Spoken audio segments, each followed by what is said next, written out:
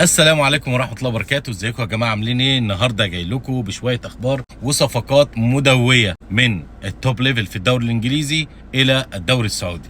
تعالوا بينا كده نبدأ بأول صفقة هتبقى ان شاء الله رب العالمين بنسبة كبيرة جدا مؤكدة في الدوري السعودي، هو نجم ليفربول والمنتخب المصري محمد صلاح. طبعا الاخبار كتيرة جدا من الموسم اللي فات لحد النهاردة بتتكلم عن محمد صلاح وانتقاله لنادي الاتحاد، بس المرة دي انا جايب لكم الخبر من صحيفة الديلي ميل البريطانية، وكمان اللي بيتكلم في التقرير اللي لسه عاملاه صحيفة الديلي ميل من شوية هو مدافع سابق لليفربول ويعتبر من اساطير النادي مارك لورنس. عمنا مارك لورنس ده بقى شايف ان محمد صلاح بنسبة 100% السنة دي هيروح للاتحاد وهيتنقل في الانتقالات الصيفية القادمة بإذن الله مقابل 200 مليون استرليني. وهو شايف ان نادي الاتحاد حاطط محمد صلاح على قائمه اولوياته السنه دي، وانه ان شاء الله بنسبه كبيره جدا، مش بنسبه كبيره، بنسبه 100% محمد صلاح في نادي الاتحاد باذن الله رب العالمين في الموسم القادم. وشايف كمان ال 200 مليون استرليني دول رقم كبير جدا، وان الرقم ده هيساعد النادي في انه يجيب 2 أو 3 لعيبه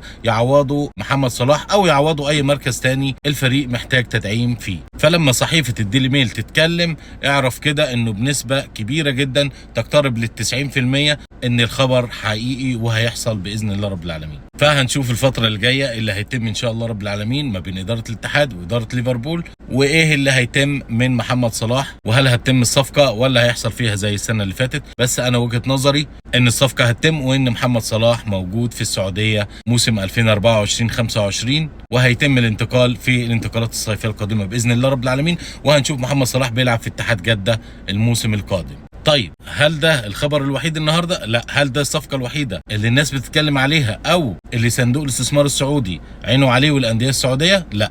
كمان في ليفربول صندوق الاستثمار السعودي عينه على فان دايك، اقوى مدافع في الدوري الانجليزي، مدافع القوي لليفربول، وبنسبه كبيره جدا جدا فان دايك في الانتقالات الصيفيه ممكن نلاقيه في الدوري السعودي. وانا بتكلم عن كل صفقه هقول لكم من وجهه نظري الصفقه دي المفروض او انا شايفها هتروح فين بالظبط، هتلعب في انه نادي في الدوري السعودي. فانا من وجهه نظري ان فان دايك هو المكان الانسب ليه هو نادي النصر، ويكون جنب لابورت، ويقدر نادي النصر يجيب كمان حارس مرمى يكون متميز، وقتها يكون الفريق مكتمل ومش ناقصه حاجه، لان احنا مشكله نادي النصر السنه دي في الدفاع، فلو جه فان دايك مع لابورت ممكن يظبطوا المنظومه الدفاعيه لنادي النصر. طيب نروح للصفقه المدويه الثالثه، واللي انا شايفها يعتبر مدويه بعد صفقه محمد صلاح قبل فان دايك كمان، هو كيفن دي بروين، اللاعب المتألق والمتميز لنادي مانشستر سيتي. وكيفن دي بروين نادي النصر عينه عليه، بس انا ما اتوقعش ان هو ممكن يجي نادي النصر، لانه ما فيش مكان مؤهل دلوقتي لدي بروين انه يكون متواجد بيه، لانه عشان تجيب 2 3 لعيبه لازم تستغنى عن 2 3 لعيبه من نادي النصر، وانا اتوقع انه ما فيش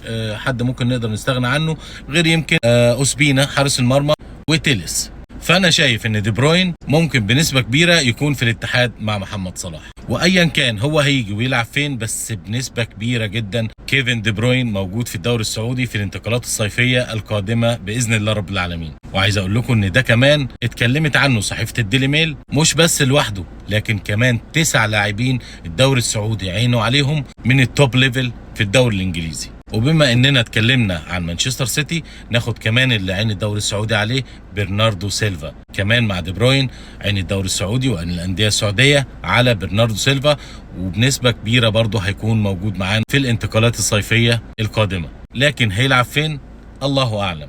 طيب خلاص على كده؟ لا، لسه مانشستر يونايتد، ما انا قلت لكم في التوب ليفل. مانشستر يونايتد بقى مدير التعاقدات بتاع النادي كان موجود هنا في السعوديه في مطلع عام 2024 في شهر يناير، وعمل اجتماعات كتيره جدا مع مسؤولين في صندوق الاستثمار على اساس انه يتم انتقال 4 لاعبين دفعه واحده من مانشستر يونايتد مقابل 230 مليون استرليني علشان يقدر يدعم بيهم صفوف فريقه في الموسم القادم.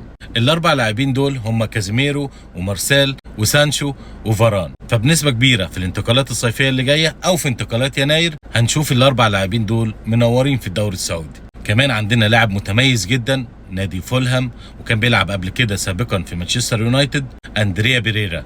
اللاعب ده لاعب خط وسط متميز جدا، عمره لسه 27 سنة، وده نادي الاهلي بالاخص هو اللي مهتم بيه، فممكن بنسبة كبيرة جدا تتجاوز 90% نشوف اندريا بيريرا موجود في نادي اهلي جدة الموسم القادم.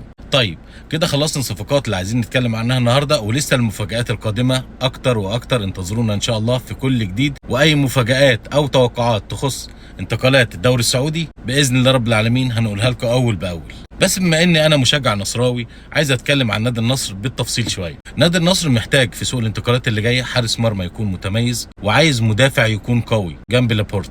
فانا وجهه نظري ان حارس المرمى، يعني ممكن يكون في حارس مرمى اجنبي النصر عينه عليه، بس انا شايف انه ممكن محمد الشناوي حارس مرمى النادي الاهلي هو اللي هيكون بنسبه كبيره جدا موجود في نادي النصر الموسم القادم. بس ما توقعش ان نادي النصر يعمل صفقات تانية اجنبيه في الموسم القادم اكتر من الاثنين دول، حارس مرمى ومدافع. بس اتوقع ان هو ممكن يعمل تدعيمات للفريق ويعمل صفقات بس تكون داخليه من الدوري السعودي. ولحد هنا خلص الفيديو، خليك متابعنا على طول، هيوصلك كل جديد بإذن الله رب العالمين. شكرا لكم، سلام.